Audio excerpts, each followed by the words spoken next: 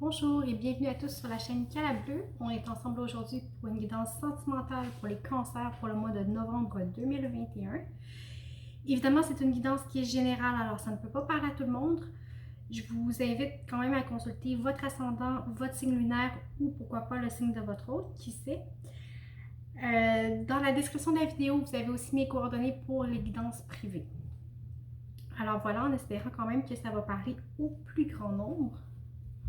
On va aller voir en énergie générale, j'ai l'éternité, l'isolement, la nécessité et le désert. Je vais vous montrer les cartes, je sais qu'on ne les voit pas très bien.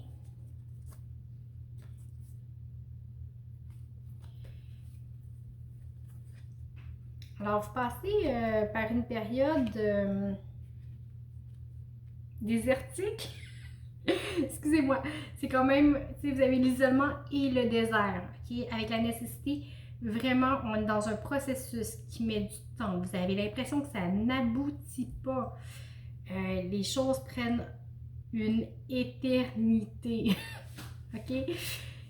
C'est.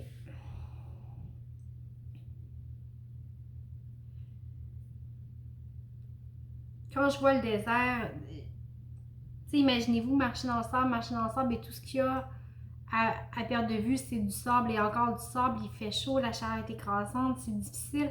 Alors présentement, vous êtes peut-être dans une période comme ça vous amène à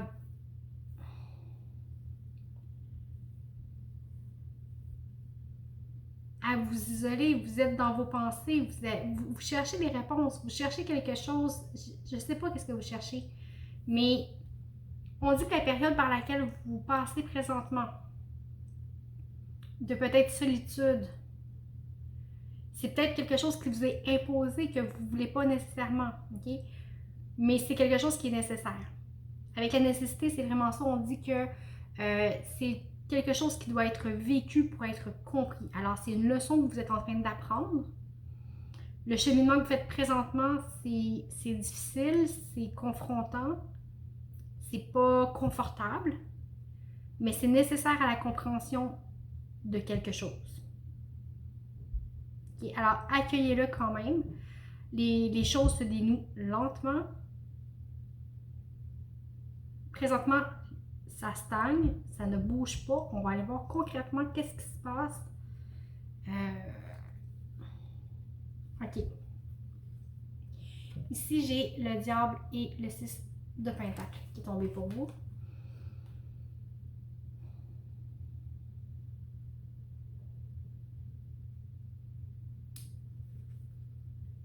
Ici, on est...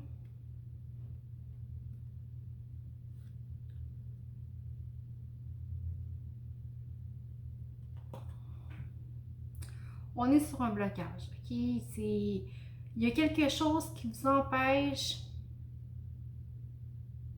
de participer à la relation. Il y a quelque chose qui vous empêche de vous investir, de donner. C'est empêché en fait. C'est empêché. Il y a... Peut-être que vous avez trop donné, peut-être que vous avez tendance à vouloir sauver les gens. Ok? C'est peut-être ça qui vous retient, je ne le sais pas. Vous voyez comment ça vous parle, mais vous avez peut-être l'impression de tout donner et que vous ne recevez rien en retour.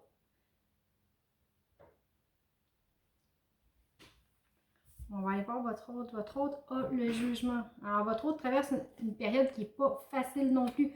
C'est intense pour vous, mais c'est intense pour la personne qui est en face de vous aussi.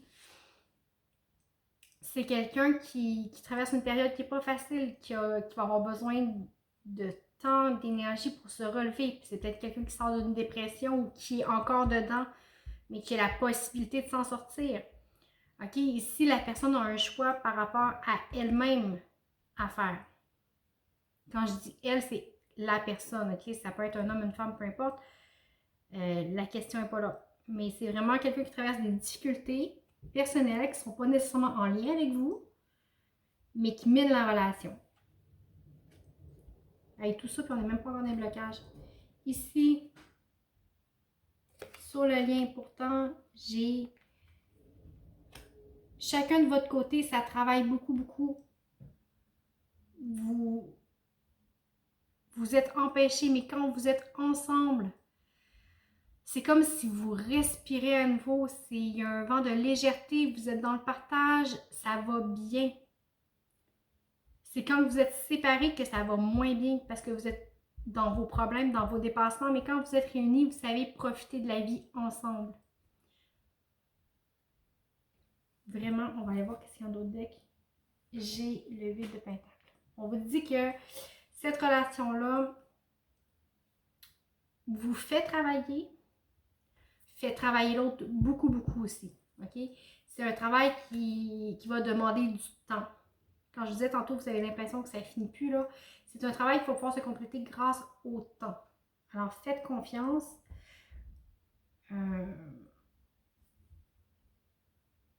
C'est beau la quantité, mais ça prend de la qualité aussi.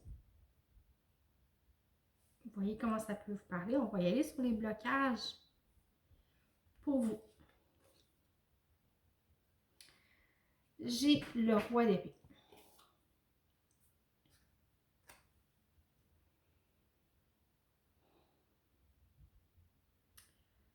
Il y a des choix que vous n'arrivez pas à faire. Vous n'arrivez pas à vous faire votre propre idée de la situation. C'est pour ça que ça vous retient. Vous ne voulez pas tout donner puis vous ramassez les culottes à terre avec plus rien finalement. Vous avez peut-être peur de ça, c'est ça qui vous retient. Et vous n'arrivez pas à vous faire une idée juste de la situation.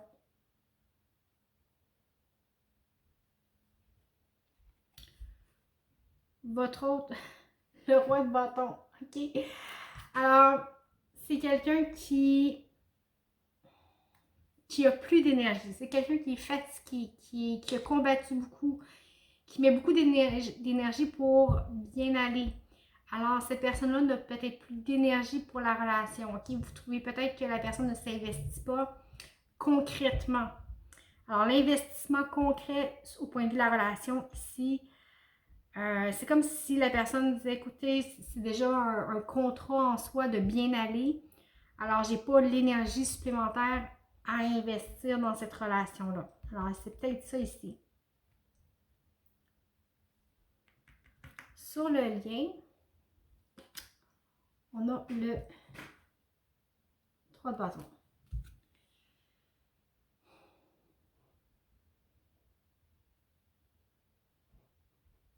C'est comme si les deux, vous étiez en observation de qu'est-ce qui allait se passer. Comment les choses vont arriver, comment ça va se dérouler. D'un côté comme de l'autre, vous êtes en attente. Vraiment des deux côtés. Vous observez la situation. Est-ce que j'avance? Est-ce que j'avance pas? Comment? Puis les deux, vous êtes avec vos rois. J'arrive pas à savoir si c'est bon pour moi. J'arrive pas à savoir si je suis capable de m'investir concrètement. Alors les deux, vous attendez de voir ce que l'autre va faire. Ben, si les deux sont toujours dans l'attente, alors il ne se passe absolument rien en fait. Ok, mais c'est clairement ça. On va aller voir le 2 de deck. Le 2 de bâton. Ok, on est encore à regarder devant soi. On se dit oui, tout est possible, le futur peut être beau, mais quel chemin que je prends? Quel chemin je prends? J'attends, j'avance, est-ce que je regarde seulement vers l'objectif? Est-ce que... C'est encore une carte d'attente. C'est encore une carte d'attente. On va aller voir les ressources pour vous. Vous avez le 10 d'épée. Avec le 10 d'épée, ça vous invite à arrêter de toujours être dans votre tête. OK? Les pensées que vous avez qui sont négatives envers vous-même, envers votre relation, envers l'autre, c'est ça qui vous tue en fait. C'est pas l'autre, c'est pas vous, c'est pas l'amour. C'est les pensées négatives que vous entretenez qui vous blessent. Alors, essayez d'observer les pensées que vous avez. S'ils sont négatives, laissez-les partir. Ne les retenez pas, ne les entretenez pas. Essayez d'entretenir les pensées positives. c'est pas se mettre des lunettes roses et d'être dans l'illusion ou... Non, mais les pensées négatives qui roulent en boucle ne servent à rien.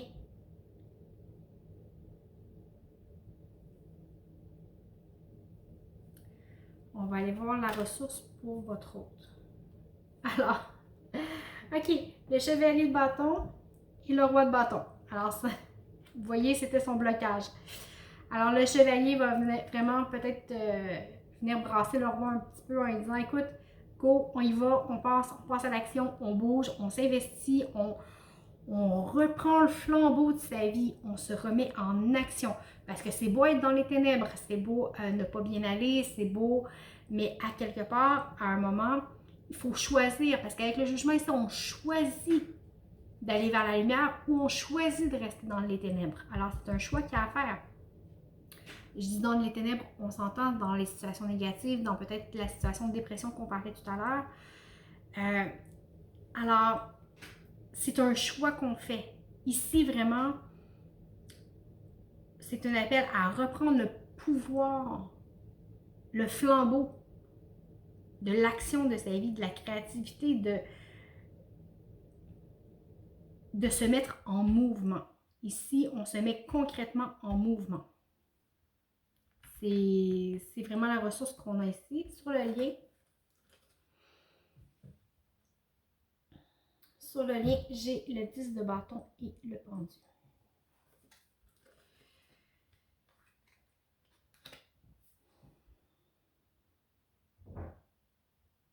Alors pour la ressource sur le lien, ne voyez pas les choses plus lourdes qu'elles sont.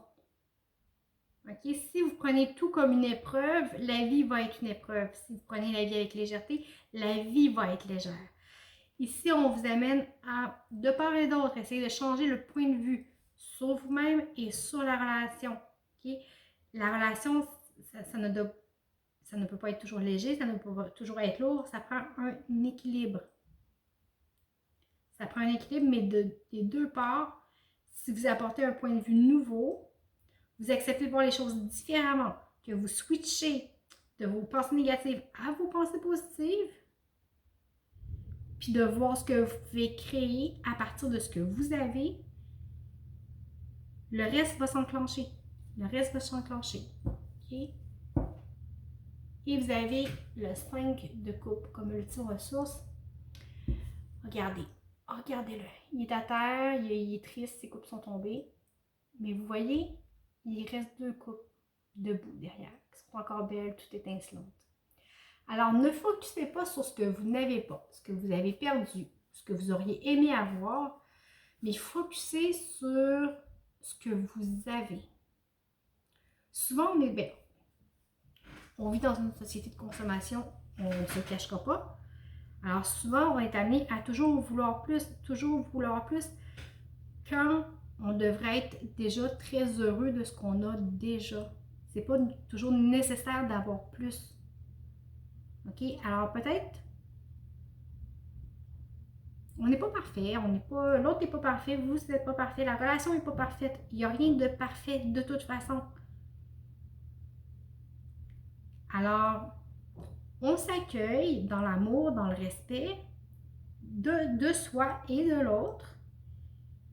Et on remercie pour ce qu'on a déjà. Et le reste, vous pouvez le construire ensemble en autant que chacun fasse son chemin.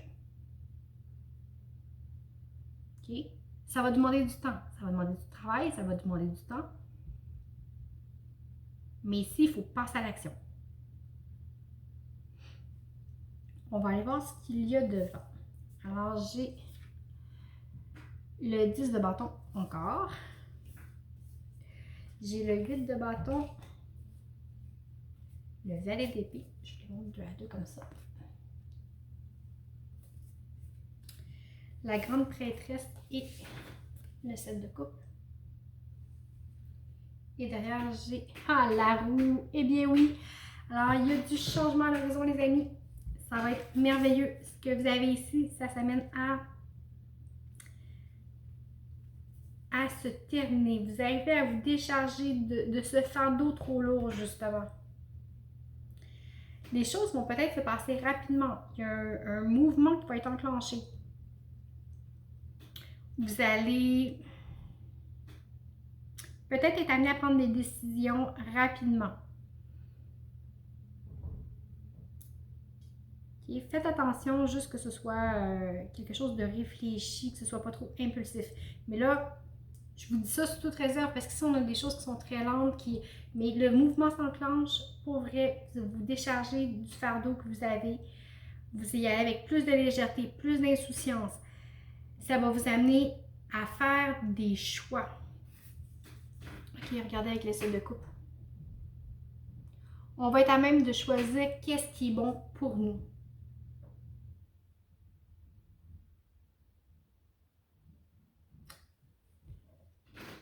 Qu'est-ce qui est bon pour nous?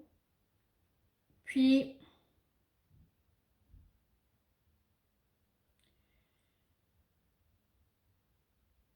on vous dit que tout ça, là, tout ce qui se passe présentement, j'avais la carte de la nécessité tantôt, ok?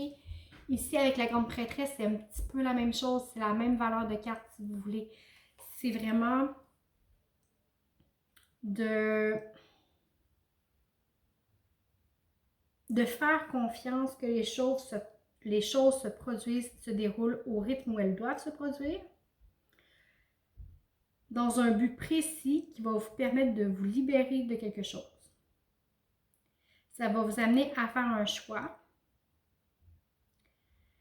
à être capable de justement peut-être faire la distinction de ce qui est bien pour vous, de ce qui n'est pas bien pour vous. Ça va vous amener à être capable de faire la part des choses. Mais il y a clairement un gros changement qui s'enclenche. Okay? Le chemin ne sera pas facile. Le chemin n'est pas facile. Le chemin n'est pas facile, mais c'est bien pour vous et vous avez une leçon à tirer de ça. Okay? Alors, c'est quelque chose qui doit être compris, qui doit être vécu pour être guéri. On va reprendre confiance en soi. On se décharge. On va prendre des décisions. On va trancher. Pour vrai, ça va avancer. Ça va avancer, mais il faut qu'il y ait un déclic. OK? Le conseil du surrender ici. Abandonner la non-action. J'aime vraiment ça. Maintenant, il est temps de passer